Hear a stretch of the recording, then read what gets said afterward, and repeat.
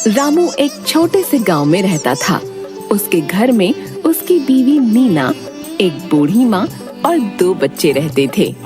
रामू एक किसान था। उसके पास काफी जमीन थी, जिस पर वह मौसमी फल लगाकर उन्हें बाजार में बेचा करता था। रामू अपना काम बहुत अच्छे तरीके से करता था और इसके बदले में उसे कमाई भी बहुत अच्छी होती थी। उसके घर में किसी चीज की कोई कमी नहीं थी। रामू की गांव के बड़े बाजार में फलों की बहुत बड़ी दुकान थी।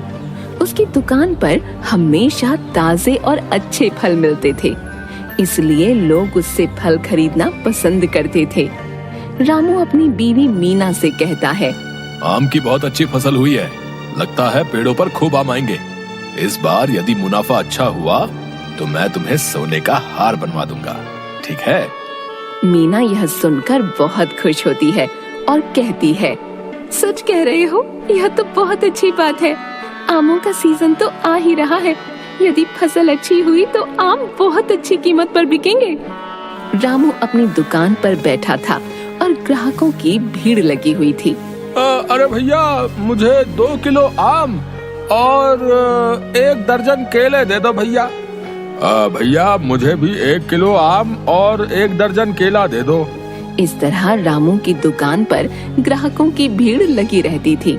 काफी अच्छे किस्म के ताजे फल बेचता था और बहुत ज्यादा मुनाफा भी नहीं रखता था, जिससे उसकी बिक्री काफी होती थी।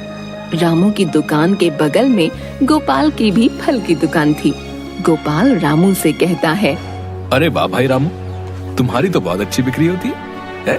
तुम्हारे फल भी तो सबसे अच्छी किस्म के होते हैं। बस भगवान की कृपा है और पिताजी की दी हुई जमीन। मैं तो पूरी कोशिश करता हूँ कि फल अच्छे और ताजा ही ग्राहकों के लिए ला सकूं, ताकि उन्हें किसी तरह की कोई शिकायत ना हो। इस तरह रामू का जीवन बहुत शांति से बीत रहा था। एक दिन रामू कुछ अच्छे किस्म के फलों के बीज वगैरह लेने के लिए शहर जाता है। शहर में अपना काम निपटाने के बाद वह वहाँ की एक बहुत बड़ी फल की दुकान पर जाता है। दुकान पर रखे आम और अन्य फलों की कीमतें देखकर उसकी आंखें खुली की खुली रह जाती हैं। रामू मन ही मन सोचता है, अरे बाप रे बाप, इतने दाम! हम भी गांव में अच्छा फल बेचते हैं, परंतु शहर वालों ने तो हद ही कर रखी है। 3 गुना ज्यादा दाम पर फल बेच रहे हैं और लोग धड़ाधड़ फल खरीद भी रहे हैं। मुनाफा हो तो ऐसा। शहर से सामान वगैरह लेकर रामू अपने गांव वापस आ जाता है और अपने घर आकर अपनी बीवी को बताता है कि किस तरह शहर में 3 गुना दाम पर फल बिक रहे हैं। ये सब सुनकर उसकी बीवी मीना कहती है, अरे हमें शहर वालों से क्या लेना देना, उनके तो अलग ही रंग ढंग है। वहाँ कमाई भी तो लोगों की खूब है, तो ऐसे ही उड़ाएंगे ना, पर हम तो यहीं इसी में खुश हैं। मीना तो इस बात पर ज्यादा ध्यान नहीं देती, परंतु रामू के दिमाग में बार बार वही बात आती है कि कैसे शहर के लोग इतना मुनाफा कमा रहे हैं। एक दिन रामू अपने फलों की जांच करता हुआ अपनी जमीनों पर घूम रहा था। तभी पास के एक गांव का आदमी रामू के पास आता है और उससे पूछता है, अरे भाई, क्या ये बागान तुम्हारे हैं? रामू उसे नहीं पहचानता, पर वह उसकी बात का जवाब देता है, जी हाँ, ये सब बाग मेरे हैं और मैं फलों की खेती करता हूँ। फसल तैयार होने पर उसे बाजार में बेचने जाता हूँ। अब मेरे बागों में आम की पहली खेप आने वाली है। इस बार बहुत अच्छे आम होने की उम्मीद है, परंतु मैं आपकी क्या सहायता कर सकता हूँ? देखो भैया, तुम कितनी मेहनत करते हो। दिन रात एक करके तुम फलों की पैदावार करते हो, फिर उन्हें ले जाकर बाजार में बेचते हो। परंतु यहाँ गांव के बाजार में तुम्हें कितना मुनाफा मिल जाता होगा भैया, हैं? मैं पास के ही गांव में रहता हूँ और मेरे पास भी कुछ जमीन है।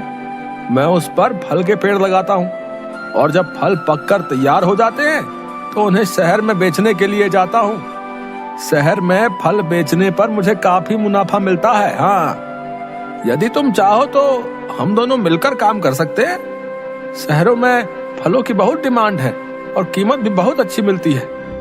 जी भला, मुझे क्या आपत्ति हो सकती है यदि मुझे मेरी फसल के अच्छे दाम मिलेंगे। अब आप कल मेरे घर आ जाइएगा, वहीं बैठकर सब बात फाइनल कर लेंगे।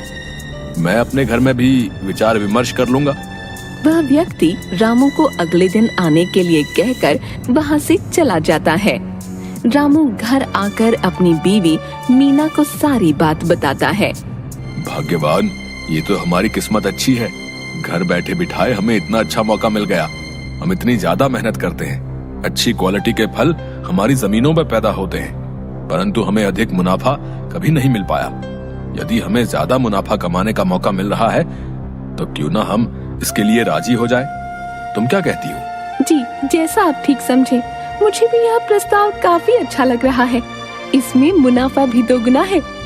इस तरह विचार विमर्श करने के बाद रामू अगले दिन उस व्यक्ति को हाँ करने की सोचता है और उसका इंतजार करने लगता है।